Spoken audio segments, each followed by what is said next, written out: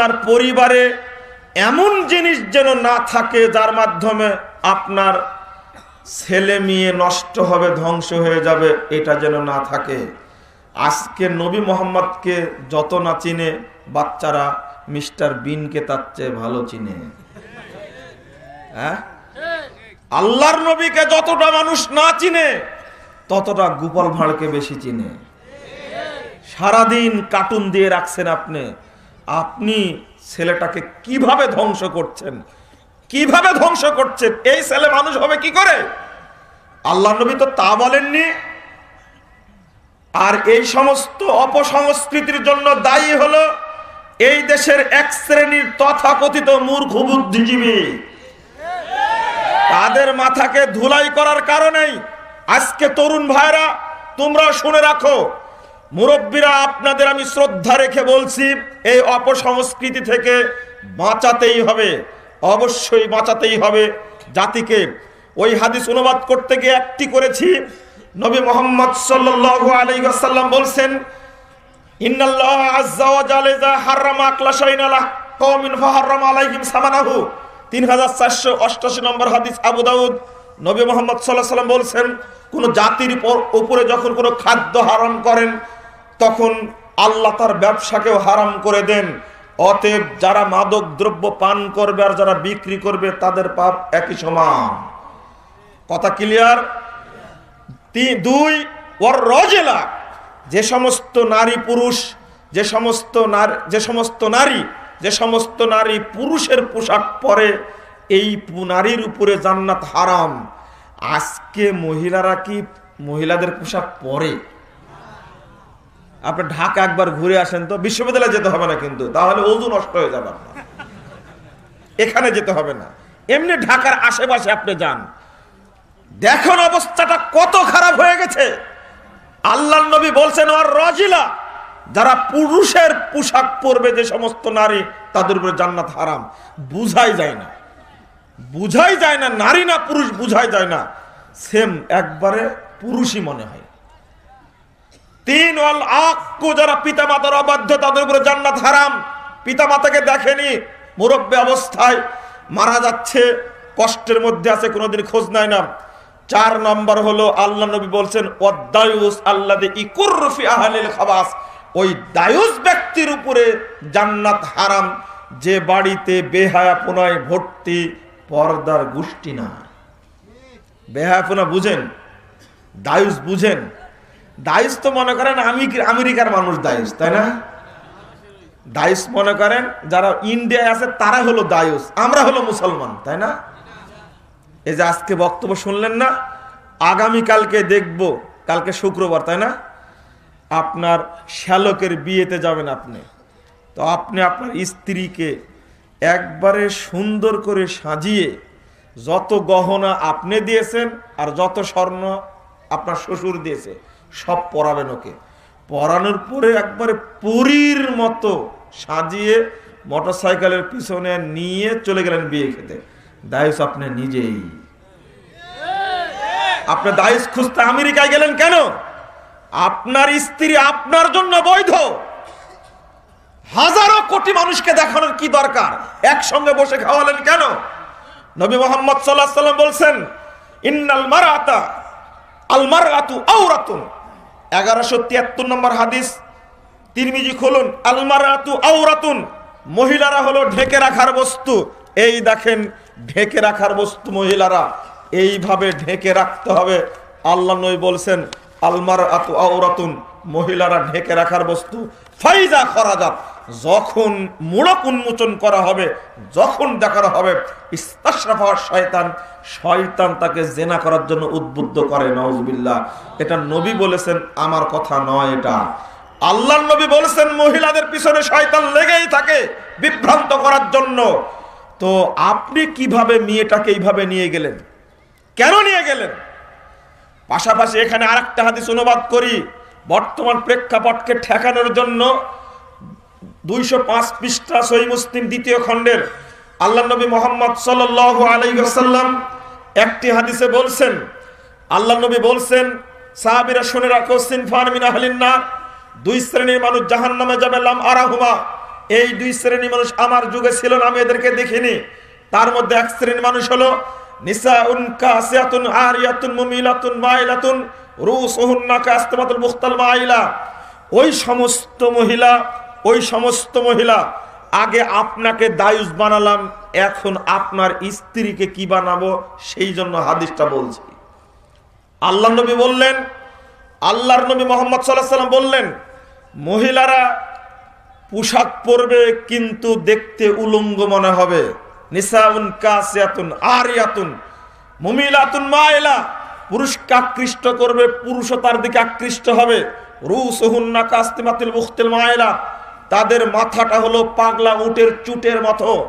উট যেমন চলে, মহিলাকে চলার ঢং দেখে বুঝবেন ও বাড়ি থেকে বের হয়েছে, কলেজ যাবে। বুরকা তো দূরের কথা, উড়নাটাও নাই, শর্ট ফতুয়া গায়ে আছে, বের হচ্ছে। এ বাপের কথা শুনে না এই মহিলা স্বামীর কথা শুনে না, এই মহিলা ভাইয়ের কথা শুনে না, ও দাপট দেখে চলছে রাস্তায়। আল্লাহর নবী আগেই বলেছেন দুই শ্রেণীর মানুষ জাহান্নামে যাবে, তার মধ্যে আরেক শ্রেণীর এবার আবার বলছেন লা ইয়াদখুলনাল জান্নাহ। সাহাবীরা মনে রেখো, এই সমস্ত মহিলারা জান্নাতে যাবে না। ওয়াইন্না ওয়ালা ইয়াজিদনা রিহাহা, তারা জান্নাতের সুগন্ধিও পাবে না। ওয়াইন্না রিহাহা লা তুজাদু মিন মাসিরাতিন কাযা ওয়া কাযা, যদিও বা জান্নাতের সুগন্ধি হাজার হাজার মাইল দূর থেকে পাওয়া যাবে, কিন্তু এই নগ্ন মহিলারা, এই নষ্টা মহিলারা জান্নাতের সুগন্ধিও পাবে না। নাউজুবিল্লাহ। এবার আপনি মিলিয়ে দেখুন, আগের হাদিস অনুযায়ী আপনি দায়ুস কিনা, এই হাদিস অনুযায়ী আপনি চিন্তা করুন এই মহিলা আপনার বাড়িতে আছে কিনা। পোশাক পরে তো মনে হয় না আপনি পোশাক পরে আছেন। আজকালকের পোশাকগুলো এইভাবেই তৈরি করেছে। বাঁচবেন কি করে, বাঁচার পথ কি? তবে আরেকটি কাজ করতে হবে, আগে আবেদন করেছি, এখন তো বাচ্চাদেরকে, তরুণ তরুণীকে, ছাত্র ছাত্রীকে বাঁচার জন্য অবস্থাটা মূল্যায়ন করলাম, বিশ্লেষণ করলাম। এখন অবস্থা এত খারাপ হয়েছে, জ্ঞান কেন্দ্র নাকি বিশ্ববিদ্যালয়, শুধু তাই নয়, ঢাকা বিশ্ববিদ্যালয় হলো প্রাচ্যের অক্সফোর্ড খ্যাত, তাকে বলা হয়। সেই স্থানে গত বছরের পহেলা বৈশাখে যে নোংরা ঘটনা ঘটেছে, এক শ্রেণীর লম্পট, এক শ্রেণীর লুচ্চা, এক শ্রেণীর সন্ত্রাসী, এক শ্রেণীর নগ্ন মহিলাদের কাপড় খুলে নিল, আর গোটা পৃথিবীর মানুষের কাছে এই ছোট্ট মুসলিম বাংলাদেশের ভাবমূর্তি নষ্ট হলো। কোন মুসলমানের বাচ্চা এই সমস্ত নোংরামিকে পছন্দ করতে পারে না, নয় আসে না, অসম্ভব ব্যাপার। এটা ঘটলো কেন, কি জন্য ঘটলো? সাংবাদিক ভাইরা নাম দিলেন পহেলা বৈশাখে বস্ত্র হরণ। আজীব ব্যাপার, বস্ত্র হরণ, ভাষাটা কত ভদ্র না, কত ভদ্র না, কাজটা কি ভদ্র? আমি বলি, এই কথা বলে মাঝে মাঝে বলি, আমার বিশ্বাস আর কোন হিন্দুর মহিলা এই পহেলা বৈশাখের অনুষ্ঠানে যাবে না, এত বড় নোংরা কাজ হয়েছে। আর একটা কথা, এই বস্ত্র হরণ লিখলো কেন? কই মতিঝিলের মহিলাদেরকে কাপড় খুলে নিল না, মালিবাগের খুলে নিল না, মহাখালীর মহিলাদের খুলে নিল না, টিএসসি চত্বরে, ঢাকা বিশ্ববিদ্যালয়ের চত্বরে মহিলাদের কাপড় খুলে নিল কেন? ওর কাপড়ই ছিল না। তুমি নগ্ন হয়ে গেলে কেন? শুধু এই লুচ্চা লম্পট, এই সন্ত্রাসীদের দোষ না, তোমারও দোষ আছে। তুমি সেখানে গেলে কেন উলঙ্গ হয়ে?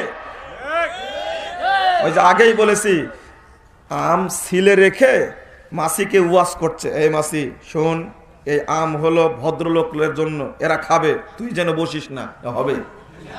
এই ওয়াজ করলে চলবে? আশ্চর্য কথাবার্তা।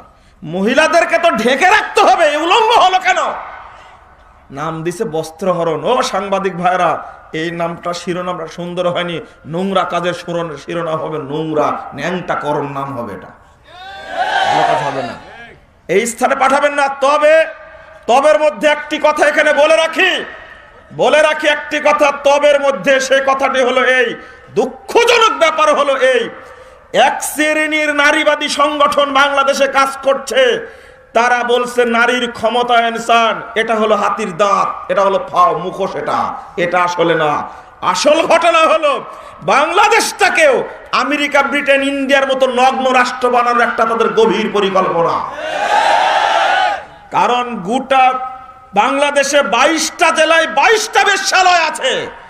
তারা আজ পর্যন্ত কেন আবেদন করেনি বেশ্যালয়গুলো বন্ধ করা দেওয়া হোক? 1997 সালে 55টি রাষ্ট্রের স্বরাষ্ট্রমন্ত্রী এসেছিল বাংলাদেশে। তারা প্রত্যেকেই দাবি করে গেছিল এই যেন পতিতালয় বাংলাদেশে না থাকে। বাংলাদেশ সরকার 97-এর পর থেকে আজও কোনো পদক্ষেপ নেয়নি। কেন এই মহিলার পদক্ষেপ নিতে পারতো না?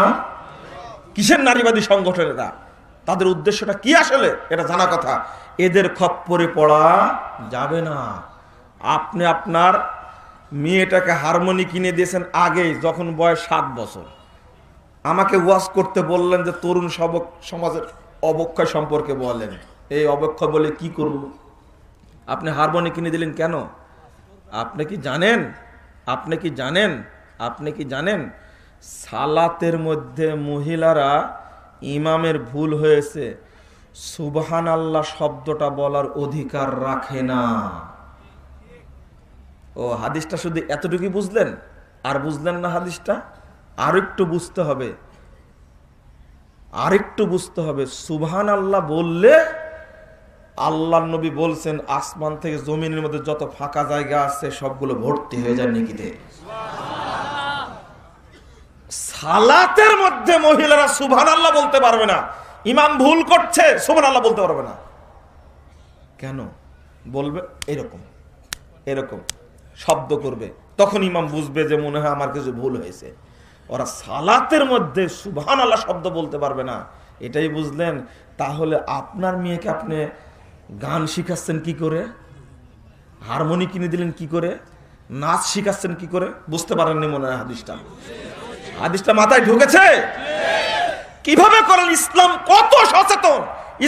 কত সচেতন। সালাতের মধ্যে ইমাম ভুল করেছে, মহিলারা সুবহানাল্লাহ বলার অধিকার রাখে না। পুরুষরা সুবহানাল্লাহ বললে মহিলারা শব্দ করবে। মহিলাদের কণ্ঠের মায়াবী সুর একজন পুরুষকে 1 সেকেন্ডে দুর্বল করে দেয়। এই হলো